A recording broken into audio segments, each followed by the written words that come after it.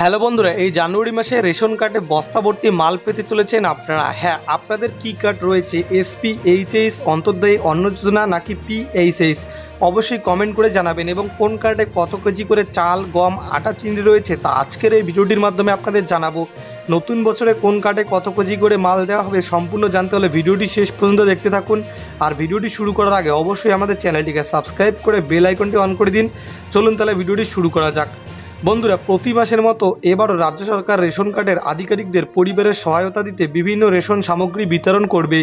এবং এই জানুয়ারি মাসে আপনারা কি কি মাল পাবেন তা আমরা কিন্তু এই ভিডিওর মাধ্যমে জেনে নেব। তবে কতটুকু রেশন আপনার জন্য বরাদ্দ হবে এবং তা নির্ভর করবে আপনার কার্ডের উপরে। আপনার কি কার্ড রয়েছে? AYY নাকি SPHS নাকি PH নাকি RKSY1 নাকি RKSY2, সেটা কিন্তু কমেন্ট করে জানাতে পারেন। তো কার্ড অনুযায়ী কিন্তু আপনাদের মাল ভাগ করে দেওয়া হয়। তো আমরা কিন্তু সম্পূর্ণ কার্ডগুলো কিন্তু দেখে নেব যে কোন কার্ডের কত কেজি করে চাল, গম, আটা, চিনি রয়েছে। সর্বপ্রথম আমরা জেনে নেব অন্তর্দায়ী অন্ন যোজনা অর্থাৎ AAY। তো অন্তর্দায়ী অন্ন যোজনা রেশন কার্ডে কি কি মাল পাবেন দেখতে পাচ্ছেন। বলা হয়েছে অন্তর্দায়ী অন্ন যোজনা রেশন কার্ডের ব্যক্তিরা হচ্ছেন সেই সব মানুষ যারা অর্থনৈতিকভাবে সুবিধা বঞ্চিত।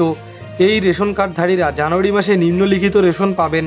তো এই রেশন কার্ডধারীরা কি কি নিম্নলিখিত মাল পাবেন চলুন এবার দেখে নিচ্ছি। যাদের অন্তর্দায়ী অন্ন যোজনা কার্ড রয়েছে তারা কিন্তু প্রতি মাসে এবারে ওই জানুয়ারি মাসে 21 কেজি চাল পেয়ে যাবেন এবং তার সাথে পেয়ে যাবেন 13 কেজি 300 গ্রাম আটা অথবা 14 কেজি গম। অর্থাৎ আপনি যদি আটা নেন তাহলে কিন্তু আপনাকে 13 কেজি 300 গ্রাম নিতে হবে, আর যদি আপনি গম নেন তাহলে কিন্তু আপনাকে 14 কেজি দেওয়া হবে। এরপরে তিনি পেয়ে যাবেন 1 কেজি চিনি। বুঝতে পারছেন, এটা হলো AAY। এবং এরপরে রয়েছে 2 নম্বরে SPHS, অর্থাৎ যদি আপনার SPHS অথবা PHS রেশন কার্ড থাকে তাহলে আপনি এই জানুয়ারি মাসে কোন কার্ডে কত কেজি করে চাল, গম, আটা, চিনি পাবেন। তো বন্ধুরা, এই রেশন কার্ডের আধিকারিকের পরিবারগুলো জানুয়ারি মাসে যে সামগ্রীগুলো পাবে সেগুলি হলো 3 কেজি চাল একটি করে কার্টে, অর্থাৎ একটি করে ব্যক্তি কিন্তু 3 কেজি করে চাল পাবে। এর সাথে একজন পাবে একটি কার্টে কিন্তু পাবে 1 কেজি 900 গ্রাম আটা। অর্থাৎ যদি আপনার 4টা কার্ড থাকে তাহলে কিন্তু আপনি 4টা কার্ডে 3 কেজি করে 12 কেজি চাল পেয়ে যাবেন। এবং আটাও কিন্তু 1 কেজি 900 করে, তাহলে কতগুলো হয় অবশ্যই হিসাব করে নেবেন। এরপরে রয়েছে RKSY1 এবং RKSY2। রাজ্য সরকারের পক্ষ থেকে রেশন কার্ডের দুটি বিশেষ ক্যাটাগরি হলো RKSY1 এবং RKSY2। এর কি কি সুবিধা রয়েছে চলুন দেখে নিচ্ছি।